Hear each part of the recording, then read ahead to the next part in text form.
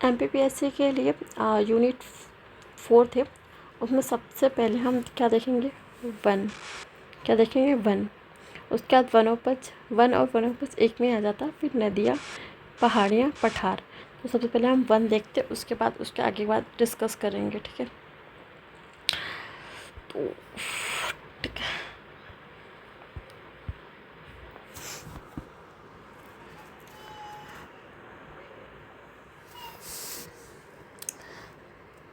किसी भी क्षेत्र की वनस्पति, जो किसी भी क्षेत्र की वनस्पति होती है ना, वो वर्षा और वहाँ का जो टेम्परेचर है से प्रभावित होती है। यानी किसी भी प्रकार के वन, फूल, पत्ती, झाड़ियाँ जो भी होते हैं ना, वो सब किससे प्रभावित होते हैं, वर्षा और तापमान से प्रभावित होते हैं। वर्षा वितरण को प्रभावित करने वाला सर्वप्रथम कारक कौन है, वर्षा की मात्रा। कहाँ पे कितने % वर्षा होती है। जैसे राजस्थान में आप देखिए कैसी कटीली वनस्पतियाँ होती है। ठीक है, उसके बाद अगर आप पूर्वोत्तर साइड चले जाए या फिर आप ये पश्चिमी घाट पे चले जाएं, वहाँ पे वनस्पति कितनी ज़्यादा हरियाली होती है। ठीक है, और जबकि हमारे मध्य प्रदेश में कैसे उष्णकटिबंधीय वन पाए जाते हैं। जो मध्य प्रदेश में कैसे पाए जाते हैं, उष्णकटिबंधीय वर्षा वन पाए जाते हैं, उष्णकटिबंधीय वन पाए जाते हैं, क्योंकि हमारे वहाँ से कर्क रेखा भी गुजरती है, जो कितने राज्यों से गुजरती है, 14 जिलों से गुजरती है। ठीक है, वनों को 5 आधार पर क्या किया गया, वर्गीकृत किया गया है। हमारे मध्य प्रदेश में वनों को कितने 5 आधारों पर वर्गीकृत किया गया है। पहला कौन सा है, भौगोलिक आधार, भौगोलिक अधिकार। भौगोलिक अधिकार में उष्णकटिबंधीय, वर्षावन, आर्द्र पर्णपाती वन, ये सब चीज़ें आती हैं। फिर प्रशासनिक अधिकार पर, है ना। फिर उसके बाद क्षेत्रीय और प्रजातीय, जिसमें अवर्गीकृत वन, ये सब वन जो है ना होते हैं ना, आरक्षित वन, अवर्गीकृत वन, ये इसमें प्रशासनिक आधार पे आते हैं। फिर कौन सा, क्षेत्रीय और प्रादेशिक, कि प्रदेश के आधार पर जो बांटे जाते हैं। ठीक है, फिर स्वामित्व के आधार पर, फिर प्रजाति के आधार पर। तो सबसे पहले हम देखेंगे किसके आधार पर एक सेकेंड।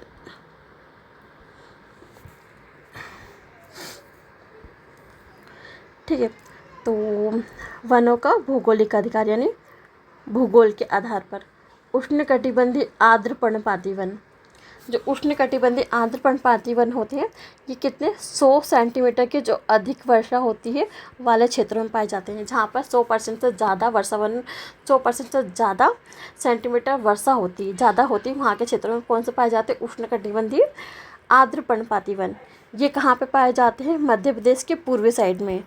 पूर्वी, ये क्या आ जाएगा, नॉर्थ, ये आ जाएगा ईस्ट, ये साउथ, और ये क्या आ जाएगा, वेस्ट। तो इस साइड में क्या पाए जाएंगे, उष्णकटिबंधीय आर्द्र पर्णपाती वन। ये मध्य प्रदेश के पूर्वी भाग में पाए जाते हैं, जैसे सिंगरौली, सीधी, रीवा, सतना, शहडोल, उमरिया, अनूपपुर, डिंडोरी, मंडला, बालाघाट, सिवनी, होशंगाबाद, हरदा आदि क्षेत्रों में पाए जाते हैं। ये क्या करते हैं, आंध्र पर्णपाती, मतलब पर्णपाती मतलब अपने पत्ते गिरा देना। ठीक है, अगर इनमें वर्षा की मात्रा कम है, ये संचित करके रखना चाहते हैं पानी, तो क्या करते हैं, अपनी पत्तियाँ गिरा देते हैं। ठीक है, अब इसमें कौन कौन से वन आते हैं, कौन कौन से वृक्ष पाए जाते हैं। एक तो साल के वृक्ष पाए जाते हैं, सागौन के, शीशम के, पीपल के, जामुन के, इस प्रकार के वृक्ष पाए जाते हैं। ठीक है, अब हमने क्या करा था, सबसे पहले क्या देखा, जो वनस्पति किस पर डिपेंड करती है, वनस्पति किस पर डिपेंड करती है, वनस्पति किस पर डिपेंड करती है, वनस्पति किस पर डिपेंड करती है, वर्षा और तापमान पर डिपेंड करती है। किस पे, वर्षा और तापमान पर डिपेंड करती है। और प्रभावित करने वाला कौन है, वर्षा की मात्रा। ठीक है, यहाँ पे मध्य प्रदेश में उष्णकटिबंधीय पर्णपाती उष्णकटिबंधीय वन पाए जाते हैं। कितने आधारों में वर्गीकृत कर किया है, 5 आधारों में। मध्य प्रदेश में कितने आधारों पर वर्गीकृत कर गया है वनों को, 5। एक भौगोलिक आधार पर, प्रशासनिक आधार पर, क्षेत्रीय व प्रादेशिक आधार पर, स्वामित्व के आधार पर और प्रजाति के आधार पर। ठीक है, इसके बाद हम आगे देखते हैं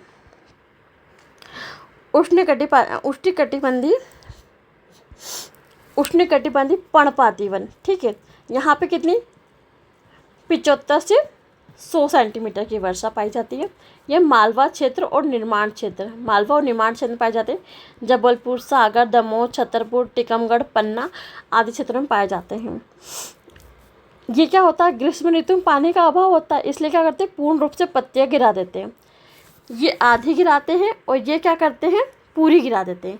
ये जो है कुछ आर्द्र मतलब आधी आधी पत्तियाँ गिराते हैं और ये क्या पूर्ण रूप से गिरा जाती है। इसमें कौन कौन से आएंगे, शाल, सागौन, हर्रा, खेर।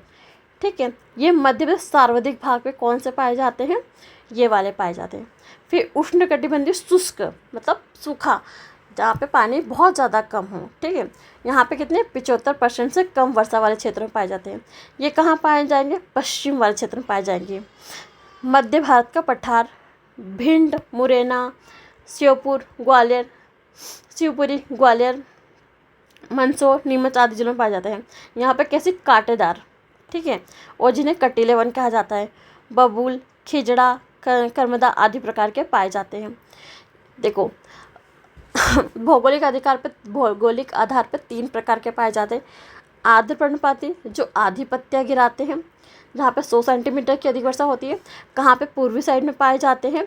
ठीक है, कुछ पत्तियाँ गिरा देते हैं, कुछ नहीं गिराते। साल, सागौन, सेसम, पीपल, जामुन, ये वाले कितने हैं, ये 75 से 100 सेंटीमीटर वाले, ये कहाँ पे पाए जाते हैं, मालवा निर्माण में। ठीक है, और ये जो नीचे वाले हैं 75% से कम वर्षा, यहाँ पे कटीली वनस्पति पाई जाती है।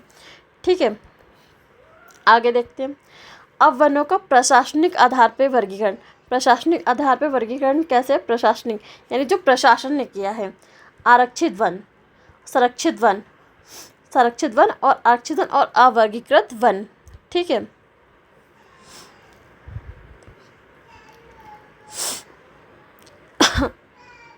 इसमें देखो कौन कौन से वन पाए जाते हैं।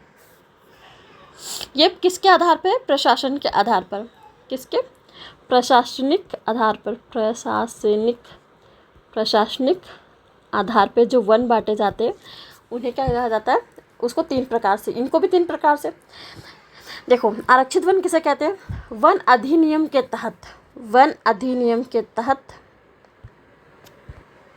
अरे यार क्या हो रहा है, वन अधिनियम के तहत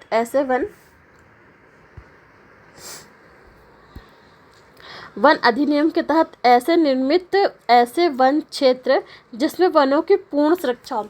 आरक्षित वन यानी पूर्ण रूप से उन्हें आरक्षित कर लिया हो, वो कहलाते आरक्षित वन, मतलब उनकी पूर्ण सुरक्षा की जाएगी, उन्हें क्या कहा जाएगा, आरक्षित वन कहा जाएगा।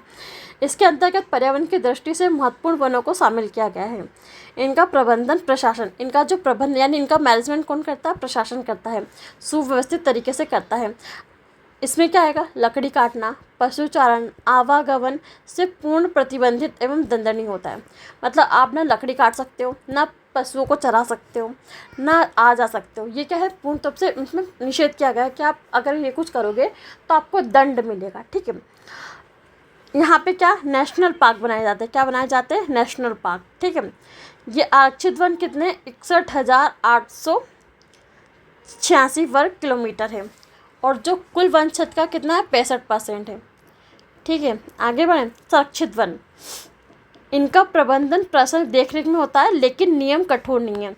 आरक्षित यानी पूरा हमारा, ठीक है, हम इसका मैनेजमेंट करेंगे और इसमें कठोर नियम हो, लेकिन जो संरक्षित होगा उसमें ना थोड़े नियम कम कठोर होते हैं। ठीक है, इसमें क्या होगा, पशुचारण, आवागमन, विशेष परिस्थितियों में स्थानीय जलाऊ लकड़ी प्राप्त कर सकते हैं, यानी कुछ ऐसी कंडीशन हो सकती है तो उसमें जलाऊ लकड़ी वहाँ से ले जा सकते हैं।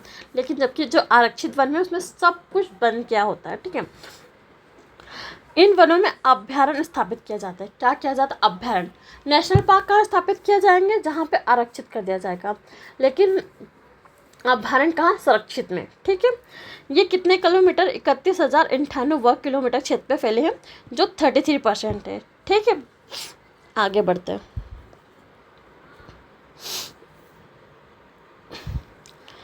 अवर्गीकृत वन, ना तो ये आरक्षित सूची में है और ना ही संरक्षित में, ना ये आरक्षित में, इसीलिए क्या अवर्गीकृत, मतलब इनका वर्ग नहीं, इनको वर्ग में नहीं वर्गीकृत नहीं किया गया है, दोनों में नहीं आते हैं। इसमें क्या, इसमें पशुचारण भी कर सकते हैं, आवागमन भी कर सकते हैं, लकड़ी कटाई भी कर सकते हैं, कोई प्रतिबंध नहीं होता, सब करो। आपकी मर्जी। ये कितना है 17,005, 1,750 या 1,705 आप बोल सकते हो। ये कितना है 2% है, कितना 2% है। उसके बाद आगे हम देखते हैं, ठीक है।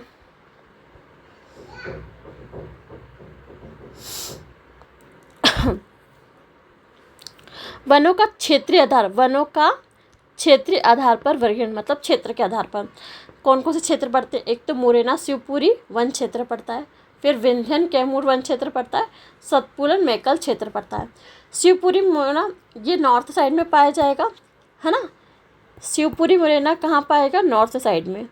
विंध्यन कहाँ पे आएगा, इस साइड की बात की जा रही है।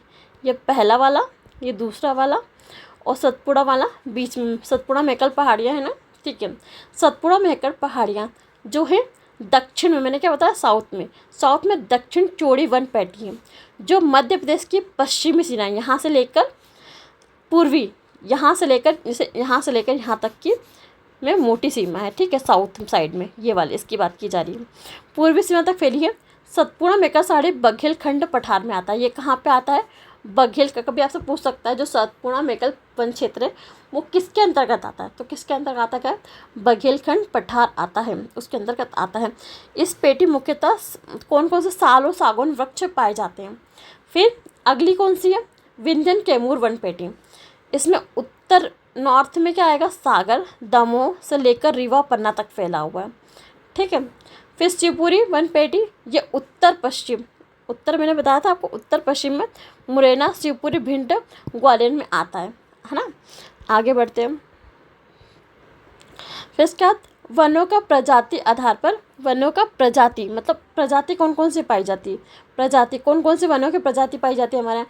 सागौन पाई जाती है, साल पाई जाती है, मिश्रित पर्णपाती पाई जाती है। मतलब सागौन ज़्यादा है, फिर साल आता है, फिर कौन से आते हैं, मिश्रित, मतलब सब मिक्स करके जो वन होते हैं वो पाए जाते, उनके आधार पर वर्गीकरण किया जाता है, ठीक है।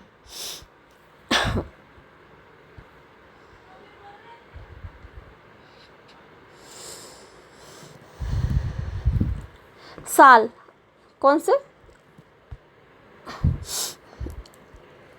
साल साल कितने, जो 75 से लेकर 125 सेंटीमीटर, कितना 75 से लेकर 175 सेंटीमीटर तक की वर्षा होती है, वहाँ पे क्या पाया जाएगा, साल के वृक्ष पाए जाएंगे। सॉरी, साल के नहीं, सागौन के, है ना। सॉरी, साल के, है ना, सागौन के। ये काली मिट्टी में होते हैं। ये कहाँ पे, जबलपुर, होशंगाबाद, बैतूल, सागर, छिंदवाड़ा, धार, खंडवा आदि क्षेत्र में पाया जाता है।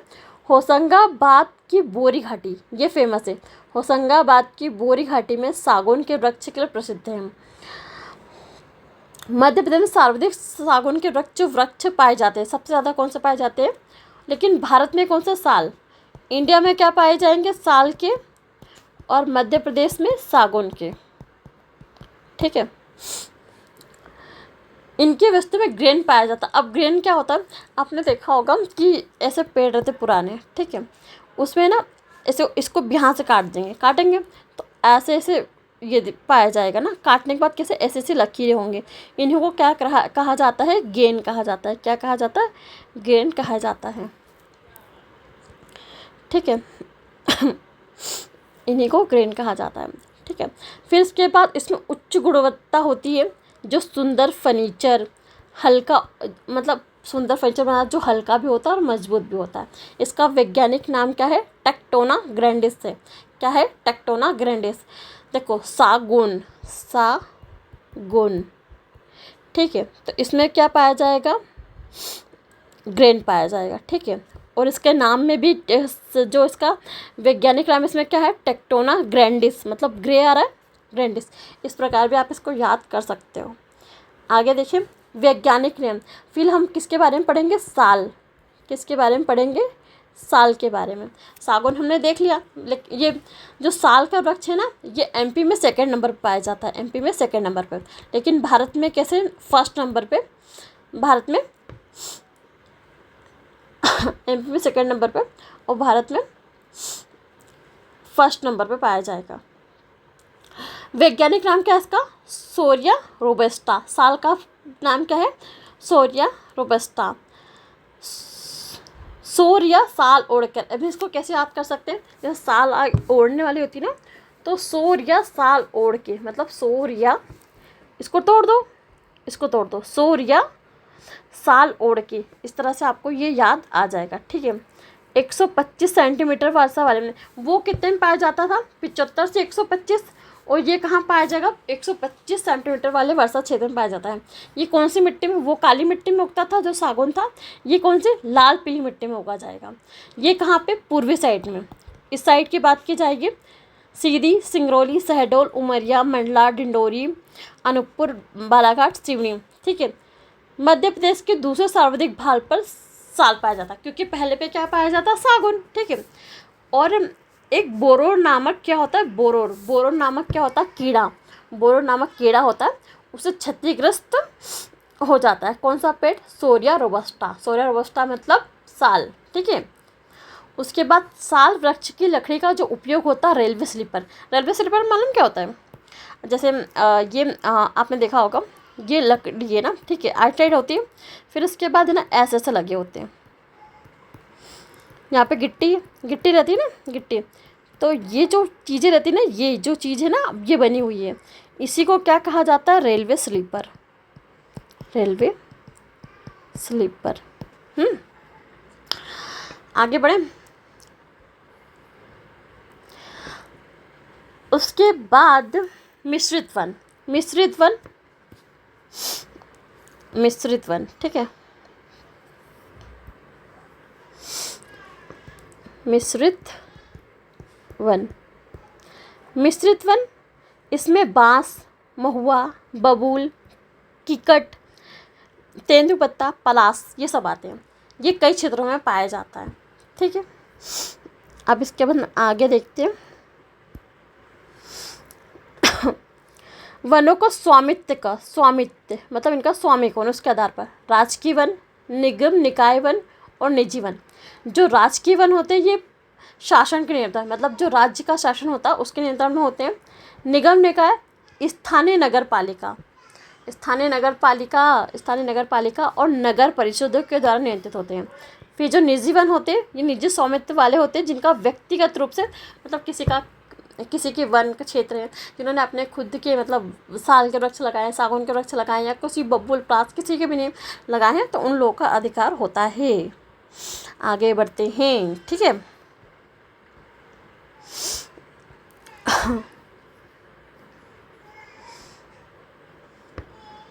वन संपत्ति, क्या बात करेंगे, वन संपत्ति।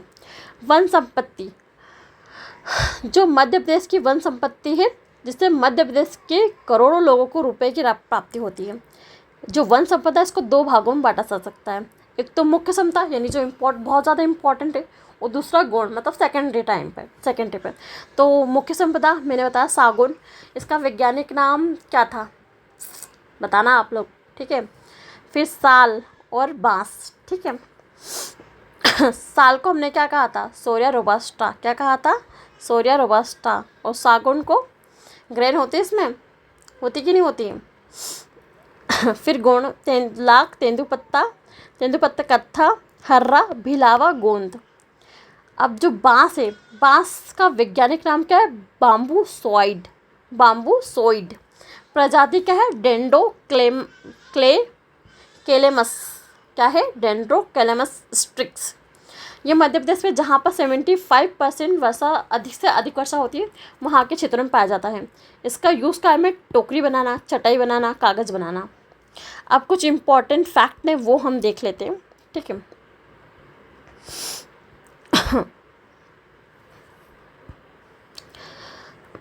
ये तो आपको पता ही होगा मध्य प्रदेश में कैसे पाए जाते हैं, उष्णकटिबंधीय वन पाए जाते हैं। और किसी भी देश या राज्य में पर्यावरण की दृष्टि से उनके क्षेत्रफल का 33% वन क्षेत्र होना आवश्यक है। मध्य प्रदेश में वन विभाग की स्थापना मध्य प्रदेश में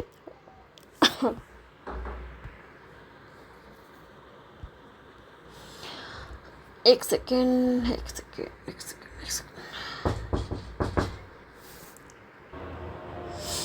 ठीक है। किसी भी देश या राज्य में पर्यावरण की दृष्टि से कितने 33% वन होना आवश्यक है। ठीक है। फिर मध्य प्रदेश में वन विभाग की स्थापना कब हुई थी? 1960 में। पहली वन नीति कब बनी थी? 1952 में। मध्य प्रदेश की नवीन वन नीति 4 अप्रैल 2005 को लागू की गई थी। भारतीय वन अनुसंधान संस्थान देहरादून का क्षेत्रीय कार्यालय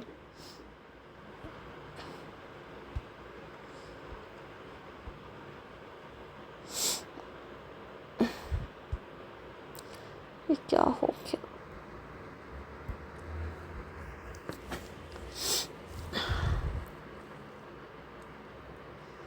क्षेत्रीय कार्यालय 27 जून 1963 को जबलपुर में स्थापित किया गया था।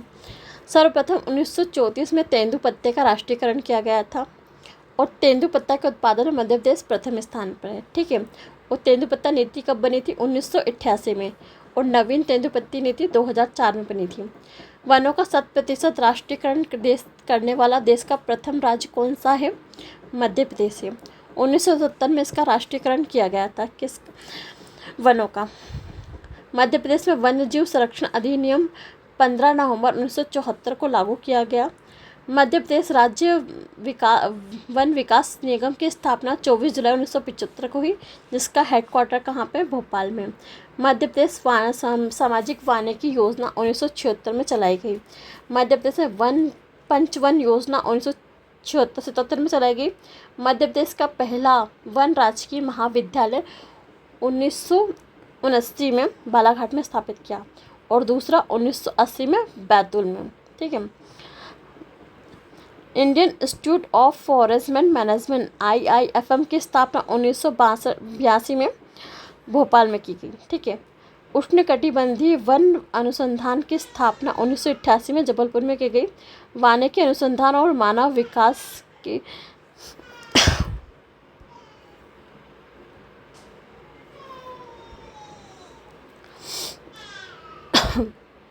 वानिकी अनुसंधान और मानव संसाधन विकास केंद्र की स्थापना 1995 में छिंदवाड़ा में की गई। मध्य प्रदेश इको पर्यटन विकास बोर्ड का गठन 12 जुलाई 2005 में हुआ और जिसका हेडक्वार्टर कहाँ पे? भोपाल में। वृक्ष खेर से क्या बनाया जाता?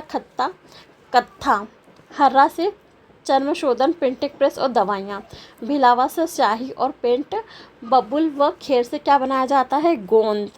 धन्यवाद।